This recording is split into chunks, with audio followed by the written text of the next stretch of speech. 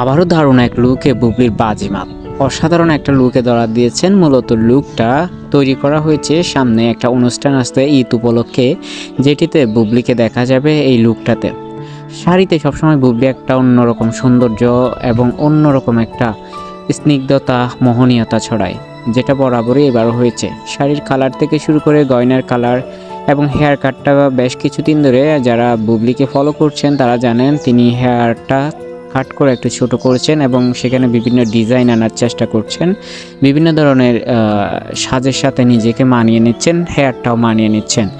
একটা মানুষকে সবসময় একই রকম লুকে ভালো লাগে না, তাই এই ক্ষেত্রে হয়তো নতুন কিছু লুক আনার জন্য এই হেয়ারটা মূলত করা হয়েছে।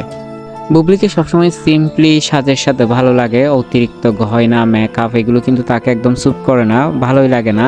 যতই সিম্পলি থাকে সেই ততই ভালো লাগে। যেমন একটা গেঞ্জি পরলেও ভালো লাগে, শাড়ি পরলে ভালো লাগে, একটা জামদানি পরলে ভালো লাগে। এরকম ছোট্ট ছোট্ট কিছু সিম্পলি বিষয়ের সাথে না খুব দারুণ মানিয়ে নিতে পারেন এই অভিনেত্রী। তো এই স্টাইলে বুবলিকে কেমন লেগেছে কমেন্টে অবশ্যই জানিয়ে দিবেন বুবলি ভক্তরা। সেই সাথে যারা হ্যাটার্স আছেন তারা নাকটা একটু কেটে এখান থেকে কেটে পড়তে পারেন।